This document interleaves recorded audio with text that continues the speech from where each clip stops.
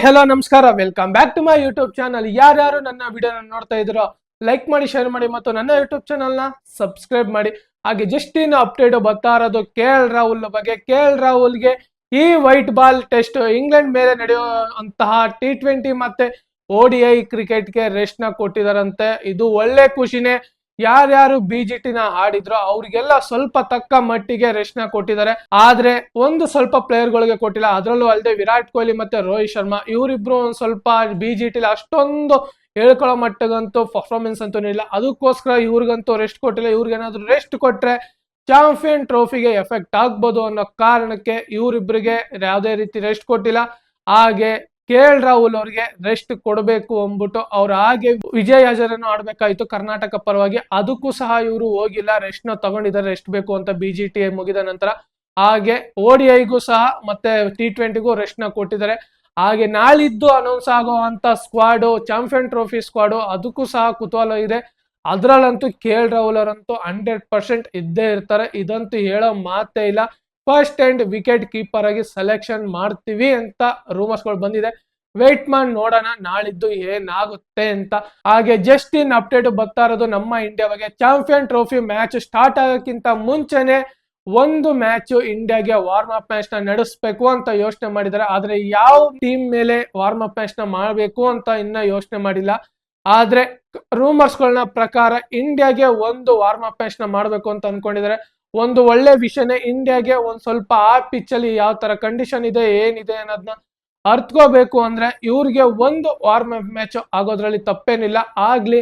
ಹಾಗೆ Indian batting lineup ಅಲ್ಲಿ ಒಂದ್ ಸ್ವಲ್ಪ ಬದಲಾವಣೆಗಳಾಗ್ಲಿ, ಹಾಗೆ ಇಂಡಿಯನ್ ಬ್ಯಾಟಿಂಗ್ ಇಂದ ಒಂದು ದೊಡ್ಡ ಕಾಂಟ್ರಿಬ್ಯೂಷನ್ ಬರ್ಲಿ ಅಂತ ನಮ್ಗೂ ಆಸೆ. ಹಾಗೆ ಜಸ್ಟ್ ಇನ್ನು ಅಪ್ಡೇಟ್ ಬರ್ತಾ ಇರೋದು ನಮ್ಮ RCB ಬಗ್ಗೆ. ಆಂಡಿ ಫ್ಲವರ್ ಅವರು ಕನ್ಫರ್ಮ್ ಮಾಡಿದ್ದಾರೆ ನಮ್ಮ RCB ಬ್ಯಾಟಿಂಗ್ ಲೈನಪ್ ಈ ತರ ಇರುತ್ತೆ ಅಂತ ಅಫಿಷಿಯಲ್ ಆಗಿ ಕನ್ಫರ್ಮ್ ಮಾಡಿದ್ದಾರೆ.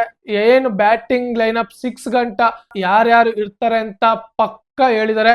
ಇದನ್ನು ಸಹ ನಾನು ಸಪ್ರೇಟ್ ಆಗಿ ಒಂದು ವಿಡಿಯೋನ ಮಾಡಕ್ಕೆ ಇಷ್ಟಪಡ್ತೀನಿ. ಆದ್ರೆ ಇವಾಗ ಹೇಳ್ತಾ ಇರೋದು ನಮ್ಮ RCB ಓಪನರ್ ಆಗಿ ಫ್ಲಿಪ್ ಶಾಟ್ ಮತ್ತೆ ವಿರಾಟ್ ಕೊಹ್ಲಿ ಅವರೇ ಓಪನಿಂಗ್ ಮಾಡ್ತಾರೆ ಅಂತ. ನಮಗೂ ಒಂದ್ ಸ್ವಲ್ಪ ಆಹಾಪೋಹಗಳು ಇತ್ತು.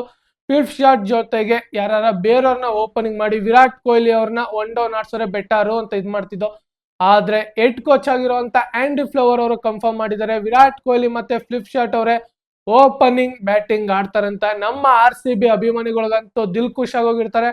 ನಮ್ಮ ಬ್ಯಾಟಿಂಗ್ ಅಂತೂ ಅದ್ದೂರಿಯಾಗಿ ಇದೆ. ಇದನ್ನು ಸಹ ಸಪ್ರೇಟ್ ಆಗಿ ವಿಡಿಯೋ ಮಾಡ್ತೀನಿ, ವೆಯ್ಟ್ ಮಾಡಿ. ಹಾಗೆ ಜಸ್ಟ್ ಇನ್ ಅಪ್ಡೇಟ್ ಬರ್ತಾ ಇರೋದು ವಿರಾಟ್ ಕೊಹ್ಲಿ ಅವರು ಯಾವುದೇ ರೀತಿ ಇನ್ನ ಇಂಗ್ಲೆಂಡ್ಗೆ ಹೋಗಿಲ್ಲ, ಅವರು ನಮ್ಮ ಇಂಡಿಯಾದಲ್ಲೇ ಇದ್ದಾರೆ. ಹಾಗೆ ವಿರಾಟ್ ಕೊಹ್ಲಿ ಅವರು ಇವತ್ತು ಶ್ರೀ ಪ್ರೇಮಾನಂದ್ ಜಿ ಮಹಾರಾಜ್ ಅವ್ರನ್ನ ಭೇಟಿ ಮಾಡಿದ್ದಾರೆ. ಅವರಿಂದ ಆಶೀರ್ವಾದನ ಪಡ್ಕೊಂಡಿದ್ದಾರೆ.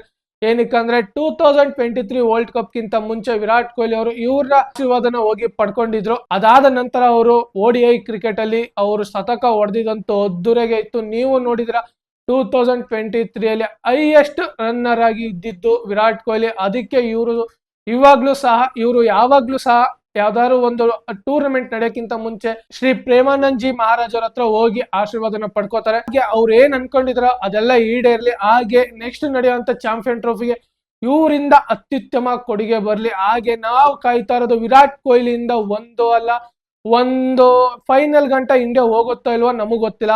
ಆದ್ರೆ ಹೋಗ್ಲಿ ಅನ್ನೋದೇ ನಮ್ಮ ಆಶೆ.